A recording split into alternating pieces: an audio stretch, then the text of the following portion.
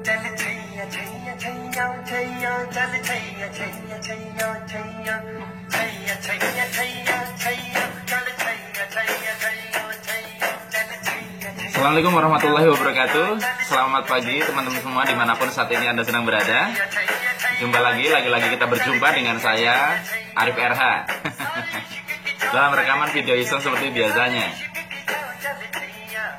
Ya, pada kesempatan pagi hari ini kita akan membahas tema tentang mengapa perubahan kadang tidak bisa instan ya. Mengapa perubahan kadang tidak bisa instan. Teman-teman semua, tentunya harapan dari setiap orang kalau ditarik ke akarnya, ujung-ujungnya adalah perubahan ya.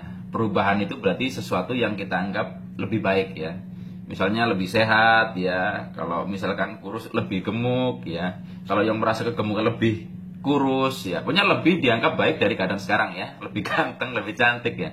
Apapun itu. Bahkan kalau misalkan kita tarik ke dalam kehidupan yang lebih luas lagi, misalkan hubungan dengan pasangan hidup kita lebih harmonis, keadaan keuangan lebih banyak, ya bisnis lebih progres dan seterusnya. Intinya adalah setiap orang menginginkan keadaan yang lebih baik, dan itu yang memotivasi orang untuk tergerak melakukan perubahan. Ya, perubahan-perubahan ini bisa diupayakan dengan banyak hal, bisa dengan memperbanyak tindakan, dengan memperbanyak isi yang ada di dalam otak mereka ya, alias mereka menambah pengetahuan dan macam-macam. Ya, ada yang dia sampai menekuni agama, lebih rajin ibadah, ujung-ujungnya adalah menginginkan perubahan. Nah, tetapi ada salah satu hal yang kadang sering saya amati sebagai penyakit ketika kita mengupayakan perubahan, yaitu kita ingin instan ya. Jadi ingin perubahan itu segera. Dalam beberapa hal, perubahan bisa instan. Bisa instan ya. Instan ini juga relatif ya. Misalkan kalau kita anggap dalam hitungan menit ya, kalau kita anggap 1 menit itu berubah terus instan ya, oke, kita bisa sepakati. Cuman dalam beberapa hal-hal yang lebih kompleks, apalagi melibatkan banyak variabel, melibatkan banyak faktor, melibatkan banyak orang yang terlibat di dalam situ, maka perubahan kadang nggak bisa instan. Bahkan dalam beberapa hal yang sangat mendalam, untuk diri kita sendiri, yang melibatkan diri kita sendiri pun, perubahan itu nggak bisa instan. Cukup banyak mungkin orang yang berputus asa ketika mengupayakan perubahan. Misalnya mereka sudah ikut pelatihan ya, kemudian mempraktekkan ya, misalkan dapat ilmu vibrasi ya atau belajar NLP, belajar hipnoterapi, melakukan self terapi, self programming, afirmasi, sudah ikut training motivasi, lalu actionnya gila-gilaan. Tetapi mereka jadi bertanya-tanya, kenapa ya kok hasilnya nggak kunjung datang? Mereka melihat kayaknya salah deh ya. Nah, hasrat ingin segera mencapai perubahan itu sendiri, atau yang saya sebut tadi ingin instan, ini yang membuat kita akhirnya tidak istiqomah, tidak konsisten dalam terus mengupayakan. Akhirnya kita terlalu cepat menilai di tengah jalan, ini kayaknya nggak berhasil deh cara ini, terus akhirnya kita menghentikan, padahal sebetulnya sudah deket, bisa jadi gitu loh. Nah, pertanyaannya kenapa gitu loh, kenapa kok harus harus lambat gitu loh, kenapa nggak bisa cepet gitu ya, kenapa kok seharusnya cepet, kenapa kok lambat gitu maksud saya. Maaf tadi salah kata-kata. Nah, begini teman-teman semua ya, kalau misalkan Anda sedang berpikir, Anda mungkin sekarang memikirkan sesuatu, misalkan memikirkan bahwa Anda itu gagal ya. Kemudian Anda coba ganti perubahan ya, perubahan dalam pikiran Anda, bayangkan Anda berhasil. Bisa cepat sekali kan perubahan itu. Nah, itu perubahannya terjadi pada level pikiran. Tetapi ketika kita sudah bicara perubahan pada level material, misalkan Anda menyadari bahwa ada program yang salah terkait dengan uang, kemudian Anda mencoba mengubah besaran angka di dalam pikiran Anda. Lalu Anda menjalani hidup, terus Anda melihat, kok perasaan siklus finansial saya tidak berubah-berubah, kok perasaan siklus bisnis saya tidak progres.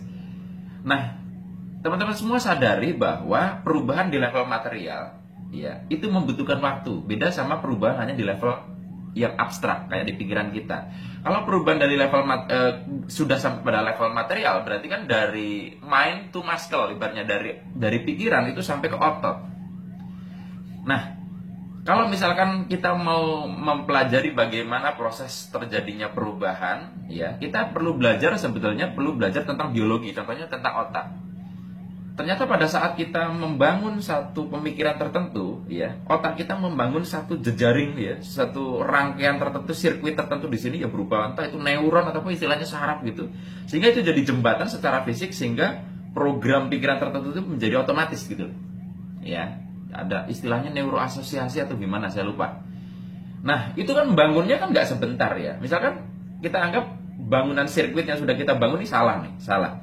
Lalu Anda ikut sebuah pelatihan, ikut sebuah pembelajaran, lalu baru sadar, wah ini kayaknya ada yang salah. Lalu Anda mencoba untuk membuat satu program baru. Berarti kan program lama butuh dihilangkan kan? Nah, untuk menghilangkan program lama sehingga program baru bisa masuk, ini kan butuh waktu. Kalau di level abstraknya mungkin bisa, tetapi otak itu kan butuh waktu untuk menyusun secara fisikal ini loh. Nah, kalau misalkan di hardware-nya kita sudah jadi, sudah sirkuitnya terbangun, maka di situ komplit sudah antar hardware dan software kita, dan di sini akan komplit sekali bagaimana alam semesta akan merespon apa yang kita harapkan untuk berubah. Jadi sadari bahwa perubahan di level fisik kita saja itu butuh waktu gitu loh. Dan sementara kita mengharapkan perubahan di level material yang lebih besar, berharap itu lebih cepat. Nah, ini yang perlu dipahami. Makanya sabar itu perlu, karena sometimes itu butuh waktu, karena kita sudah membangun hal yang salah bertahun-tahun, lalu kita pengen dalam pelatihan sehari langsung berubah. Ini yang keliru menurut saya. Nah, memang penyakit kita sebagai orang modern adalah kenapa kita cenderung ingin instan. Salah satu penyebabnya adalah kita dimanjakan oleh teknologi dan kemajuan zaman, dan semuanya menawarkan cepat ya. Ya, apapun dibuat cepat ya. Ya, pesawat tadinya lambat dibuat cepat ya, kereta tadinya lambat dibuat cepat, sehingga kita terbiasa cepat. Dulu Anda ngirim surat dari Jawa ke Kalimantan kilat pun butuh seminggu, dan Anda sabar. Tapi Anda perhatikan sekarang, Anda cuman ngirim pesan ya, BBM atau WhatsApp ya, BBM terutama, kemudian pesan Anda pending selama 2 menit aja, cuma pending 2 menit atau 5 menit. Anda amati, emosi Anda bisa terpicu untuk naik. Kenapa kita dulu bisa sabar seminggu, sementara sekarang kita tidak bisa sabar hanya untuk menunggu 5 menit. Nah, kita bisa lihat bahwa kita sudah dibiasakan untuk cepat ini menjadi satu program yang akhirnya menghalangi kita untuk sabar di tingkatan hardware. Nah, itulah sebabnya beberapa ritual spiritualitas ya, apapun agama Anda, apapun ritual Anda, misalkan agama saya Islam, sholat itu kan gerakannya pelan, Allahu Akbar, Allahu Akbar. Dengan kita dilatih pelan itu mengimbangi hasrat untuk terburu-buru, hasrat untuk instan dalam segala hal. Seperti itu. Jadi sebetulnya penyakit ingin instan itu faktornya memang juga karena lingkungan ya. Tapi kita akhirnya jadi sadar bahwa segala bentuk ritual itu sebenarnya untuk juga membenahi sifat ingin instan dalam diri kita. Baik teman-teman semua, intinya itu jadi perubahan kadang butuh waktu, tidak instan. Dan ingat, membuat mie instan pun butuh proses, butuh waktu. Hanya ini yang bisa saya bagikan. Mohon maaf kalau ada kata-kata yang kurang berkenan. Saya akhiri, billahi taufiq wal hidayah. Wassalamualaikum warahmatullahi wabarakatuh. See you.